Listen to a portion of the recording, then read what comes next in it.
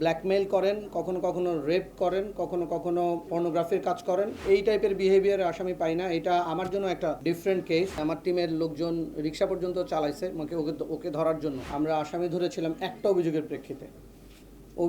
প্রেক্ষিতে সে একটা মেয়ের এক লেডির সাথে তাকে ব্ল্যাকমেইলিং করতেছিল পর্নোগ্রাফির অভিযোগের প্রেক্ষিতে। কিন্তু আমরা তাকে ধরার পরে একটার পর একটা টোটাল এ পর্যন্ত 10টা অভিযোগ পাইছি। সবগুলো একই ধরনের একই ধরনের ব্ল্যাকমেইল করেন, কখনো কখনো রেপ করেন, কখনো কখনো পর্নোগ্রাফির কাজ করেন। এবং আমরা যেগুলো ভিকটিম পাইছি সবগুলা হলেন মিরপুর এলাকা। এবং এইটার ঘটনার ধরন যদি আপনারা মানে শোনেন তাহলে একটু ইয়াই হবেন। আমরা বাংলাদেশে এই ধরনের নর্মাল পাই না, নর্মাল বিহেভিয়ার, এই টাইপের বিহেভিয়ার আসামি পাই না। এটা আমার জন্য একটা মানে ডিফারেন্ট কেস। এইটার যে স্টার্টিং পয়েন্ট, সেখানে একজন লেডিকে ব্ল্যাকমেইল করে তার মোবাইল নিয়েছেন, তারপরে তার সোশ্যাল মিডিয়ার যত অ্যাকাউন্ট আছে ওইখানে সে অ্যাক্টিভ হয়ে তার ফ্রেন্ডদের মেয়ে সেজে আস্তে আস্তে আস্তে করে মেসেজ দেওয়া শুরু করেন, ঘনিষ্ঠতা দিয়ে ডাকেন। এবং খুব ডাকেন হলো এরকম দুইটা ঘটনায় আমরা এরকম পাইছি যে হ্যাঁ, আমার বয়ফ্রেন্ড কিছু গিফট দিছে, তুমি যদি এসে আমার ফুপুর বাসায় বা চাচার বাসায় পৌঁছায় দাও তাহলে ইজি হয় আমার জন্য নেয়া। তো যখন মেয়েটা রওনা করার পরে বলে যে আমি একটু অসুস্থ, আমি আসতে পারতেছি না, আমার ফুপাতো ভাইরে পাঠাচ্ছি বা চাচাতো ভাইরে পাঠাচ্ছি। পাঠানোর পরে ওইখান থেকে সে যতগুলো ভিকটিম আমরা পাইছি এগুলো সে ইউজ করছে হলো মেট্রো স্টেশন অথবা সচিবালয়ের যে মেট্রো স্টেশনের নিচটা, ওই জায়গায় আসে, এসে কখনো ডিরেকশন দেয়, কখনো নিজেই সিএনজিতে উঠে ফুপাতো ভাই বা চাচাতো ভাই হিসেবে উঠে নিয়ে যায় হলো যাত্রাবাড়ির দুনিয়া কলেজের এখানে। আমরা 2টা স্পট পাইছি, 2টা বাসায়। তারপর মেয়েদের নিয়ে গিয়ে ওইখানে ব্ল্যাকমেইল করে, মোবাইল কেড়ে নেয়। এবং এই মোবাইল কাড়ার ফলে মোবাইল বিক্রি করার আগে তার সোশ্যাল মিডিয়ার অ্যাকাউন্টের যতগুলো আছে অ্যাকাউন্ট সে নিজের করে নেয়। তারপরে আবার ওইখান থেকে আরেক মেয়ের সাথে শুরু করে। তো আমরা এ পর্যন্ত এটা ঘটনার কিন্তু খুব বড় না। 4ই মার্চ আমাদের প্রথম ভিকটিমের আমরা জিডি পাইছি এবং সর্বশেষ হলো 9ই এপ্রিল। মানে এই 1 মাস 5 দিনের মধ্যে আমরা পাইছি এ পর্যন্ত 10টা, সে স্বীকার করছে 13টা। তার বিরুদ্ধে এই ধরনের আগে একটা মামলা ছিল কদমতলীতে। এই ধরনের আরও ভিকটিম হয়তো আছেন যাদেরকে সে এই ধরনের ব্ল্যাকমেইল করছেন।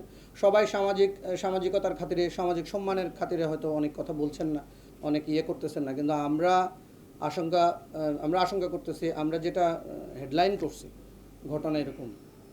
আমরা ভিকটিমদের পরিচয় হয়তো দিতে পারতেছে না, কিন্তু আমরা তাকে আইনের আওতায় আনা, তাকে মিডিয়ার সামনে নিয়ে আসা আসলে দরকার। আমাদের মেয়েরা যাতে কোনোভাবেই এই ধরনের কোনো ভিকটিম না হয় এবং কোনোভাবেই যেন সমাজে এই ব্যাধিটা ছড়িয়ে না পড়ে, এই জন্য আশা। আমরা তাকে ধরতে পেতে হয়েছে। আমার যে আছে, আমার টিমের লোকজন রিক্সা পর্যন্ত চালাইছে ওকে ধরার জন্য। হ্যাঁ, ওর নাম রাশেদুল ইসলাম রাব্বি, ওর পিতা শাহজাহান মল্লিক, পুরান কামারগাঁও থানা, শ্রীনগর জেলা, মুন্সিগঞ্জ হলো স্থায়ী ঠিকানা। বর্তমান ঠিকানা হলো সে থাকে সিদ্ধিরগঞ্জ, নারায়ণগঞ্জ শ্বশুরবাড়ি। এবং আরও ইন্টারেস্টিং হলো যাকে বিয়ে করছে তাকেও সে সেমভাবে ট্র্যাপে ফেলে বিয়ে করছে। সে কিছুই করে না, এটা দিয়ে ইনকাম করে। মেয়েদেরকে ধরেন একটা মেয়েকে নিয়ে গেল, তারপর তার সোনা গয়না, কানের দুল, মোবাইল, টাকা, ভ্যানিটি ব্যাগে নর্মালি অনেক কিছু টাকা পয়সা থাকে, ওগুলো নিয়ে করে। আশ্রয়স্থল ছিল, মানে যে বাসায় মেয়েদেরকে নিয়ে যেত সেটা সিদ্ধিরগঞ্জ না, সেটা দনিয়া কলেজের পাশে। বর্ণমালা স্কুল আছে, আপনারা চিনেন, বর্ণমালা স্কুলের পাশে। আমরা এখন পর্যন্ত 2টা বাসা পাইছি। দিনের বেলা হলে সে এক বাসায় নিয়ে যেত, রাতের বেলা হলে অন্য বাসায় নিয়ে যেত।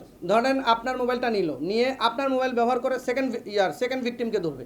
যখনই আমরা ওনার কাছে যাচ্ছি, উনি বলতেছে আমিও তো ভিকটিম। মানে আমরা যতগুলো মোবাইলে পর্যন্ত পাইছি, যতগুলো মোবাইলের নেটওয়ার্ক পাইছি, সবগুলা ভিকটিমের। এবং কেউ সামাজিক সম্মানের ভয়ে জিডি করে নাই, কেউ আমাদের কাছে আসে নাই, কেউ আসছেন সাহস করে 2-3 জন আসছেন দেখে আমরা এই তথ্যগুলো পুরোটা পাইছি। এবং এই আমরা পাওয়ার পরে আমরা যখন ছবিটা দিলাম বা এই ধরনের দিলাম, তখন দেখা যায় যে, এবং আমি আপনাদেরকে বলছি যে প্যাটার্নটা হলো সব ভিকটিম হলো মিরপুর অঞ্চলের। এবং সবার সাথে যে সে মানে রেপ করছে এরকম না। আবার ব্ল্যাকমেইল আছে, পর্নোগ্রাফি আছে, আবার ইউজ করতেছে এগুলোকে যে হ্যাঁ তুমি আরও কিছু টাকা পাঠাও, আমি তাহলে তোমার ভিডিওটা ডিলিট করে দেব। আমরা মোবাইলে কিছু ভিডিও পাইছি তার, এবং সে টেকনোলজিক্যালি খুব সাউন্ড। সবগুলো মেয়ের বয়সই দেখা যাবে, ভিকটিমের বয়সই দেখা যাবে হয়তো 18 থেকে 20। একটা ভিকটিমের ক্ষেত্রে আমরা ডিফারেন্ট প্যাটার্ন পাইছি, সেটা সবগুলোতে এরকম ফুফাতো ভাই চাচাতো ভাই সেজে এবং কথা বলে, যখন মেলি টোনে কথা বলে। তো আমরা এখন পর্যন্ত এটা আবিষ্কার করতে পারেনি মেয়েটাকে সে অ্যাপস ব্যবহার করে গলা ব্যবহার করে নাকি কোনো মেয়ে তার ইয়াতে মানে তার অ্যাসোসিয়েট কোনো মেয়ে আছে কিনা। একটা ভিকটিম আমরা পাইছি একটু ডিফারেন্ট, ওকে মামাতো মামাতো ভাই বা ফুফাতো ভাই বলে নাই, ওকে বলছে যে আমার বাড়িওয়ালার ছেলে তোমারে পছন্দ করছে, তোমাকে বিয়ে করবে। তো নিজেই আবার বাড়িওয়ালার ছেলে সেজে ভিডিও কলে কথা বলছে। এটা আমার মনে হয় আপনারাও এরকম কোনো ঘটনা মানে এরকম বাংলাদেশে আমি পাইনি যে এই 1.5 মাসের মধ্যে এতগুলো ভিকটিম।